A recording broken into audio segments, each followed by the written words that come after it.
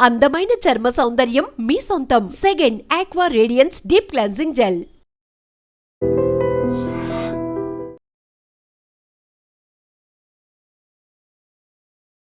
రాష్ట్రంలో ఒక వారం 10 రోజుల నుంచి కూడా ఈ గాలి వాన కావచ్చు, రాళ్ల వాన కురుస్తోంది, గాలి దుమారం పెద్ద ఎత్తున వస్తోంది. మనకు తెలిసినటువంటి విషయం. అయితే చాలా మంది ఇళ్ల దగ్గర అనుకోండి, రోడ్ల మీద అనుకోండి, చాలా చోట్ల కూడా ఈ చెట్లు కొమ్మలు అట్లాగే చెట్లు కూడా విరిగి పడిపోతున్న పరిస్థితి. చాలా సేపటి వరకు కూడా మనకు కరెంటు కూడా ఉండేటటువంటి సిచ్యువేషన్ ఉంటుంది. యాక్చువల్లీ సమ్మర్లోనే జనరల్లీ అయితే మొత్తంగా కూడా ఈ చెట్ల కొమ్మలు నరకడం లాంటివన్నీ కూడా ఈ కరెంట్ డిపార్ట్మెంట్ కూడా చేస్తూ ఉంటుంది. ఎందుకంటే ఇట్లనే ఈ గాలి దుమారం వచ్చినప్పుడల్లా ఈ చెట్టు కొమ్మలు అన్నీ కూడా ఈ కరెంటు పోల్స్ అనుకోండి, కరెంటు వైర్స్ మీద పడి షార్ట్ సర్క్యూట్స్ ఇట్లాంటివి, అట్లాగే ఈ కరెంట్కి సంబంధించిన ట్రాన్స్ఫార్మర్స్ అన్నీ కూడా ఎగిరిపోతూ ఉంటాయి. అట్లాగే కరెంటు కూడా డిమ్ అవుతుంది. అట్లాగే పవర్ ఫ్లక్చువేషన్స్ చాలా ఎక్కువగా ఉంటూ ఉంటాయి. కాబట్టి అందులో భాగంగానే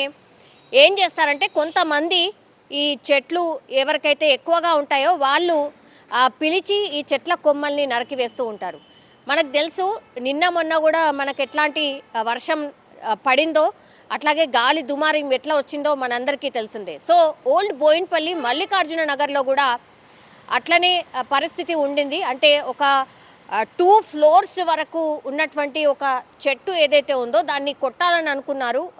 ఎందుకంటే పూర్తిగా ఈ కరెంటు పోల్స్, కరెంటు వైర్స్ కూడా ఆ చెట్టు పక్క నుంచే పాస్ అవుతున్నటువంటి పరిస్థితి.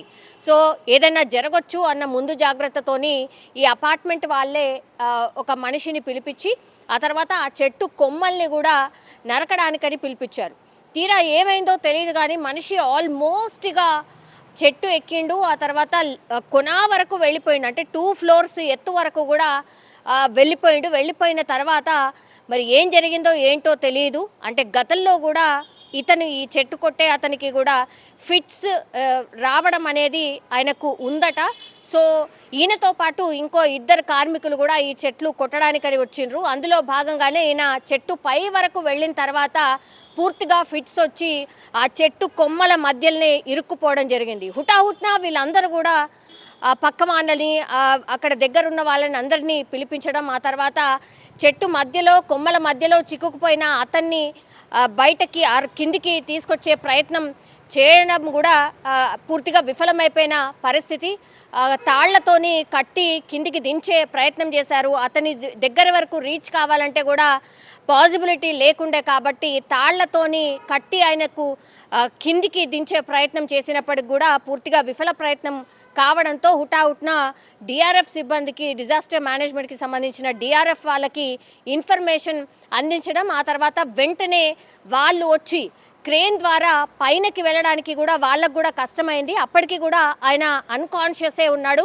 ఆ తర్వాత పైనకు వెళ్ళిన తర్వాత పూర్తిగా ఒక 2 సహాయంతో పైన వరకు వెళ్ళి ఈ క్రేన్ సహాయంతో ఆయనను కొంతవరకు ఫస్ట్ ఎయిడ్ చేసి పూర్తిగా ఆయన అన్కాన్షియస్ ఉంటే కాన్షియస్లోకి తెచ్చిన తర్వాత మెల్లిగా చాలా జాగ్రత్తగా కిందికి దించడం అయితే జరిగింది. కానీ నిజంగా అదృష్టం అనుకోవచ్చు. ఎందుకంటే గతంలో కూడా ఇతనికి ఇలాగే ఇంకో చోట కూడా ఇట్లాంటి పరిస్థితే వచ్చింది.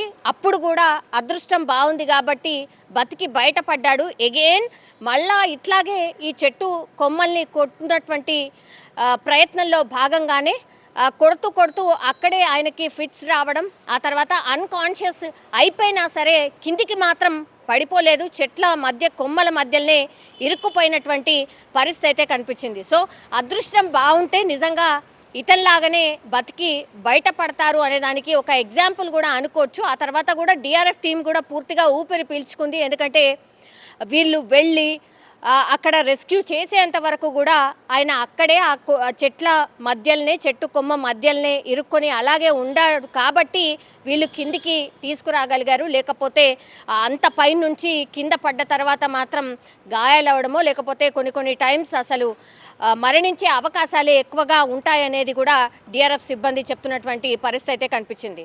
సో ఒక రకంగా చెప్పాలంటే ఈయన అదృష్టమే అనుకోవచ్చు. చెట్టు కొమ్మ కొడుతూ ఫిట్స్ రావడం, ఆ తర్వాత డిఆర్ఎఫ్ టీం సకాలంలో స్పందించి అతన్ని కిందికి తీసుకురావడం, దీంతో ఆ ఫ్యామిలీ అంతా కూడా కొంత ఉపశమనం అనుకోండి, లేదంటే సంతోషం వ్యక్తం చేసింది అనుకోవచ్చు. నిజంగా ప్రస్తుతం ఉన్నటువంటి సమాజం దేనికి ప్రయారిటీ ఇస్తుంది? ఆర్థిక సంబంధాల చుట్టూ మాత్రమే తిరుగుతోంది. మళ్ళీ ఎన్నికలంగానే చాలా విరక్తి కలుగుతాం. మంచి అనిపిస్తుంది కదా, లేడీస్ కూడా ఛాలెంజింగ్ జాబ్స్ చేసినప్పుడు చాలా బాగుంటది. ట్రాఫిక్ అసిస్టెంట్స్ గా నియమించిన ట్రాన్స్జెండర్స్ అందరితో సాల్యూట్ చేయించుకుంటున్నారు. ఫుడ్ డెలివరీ ఇవ్వటానికి వెళ్ళినటువంటి డెలివరీ బాయ్ అనిల్ పై కళ్ళ ముందు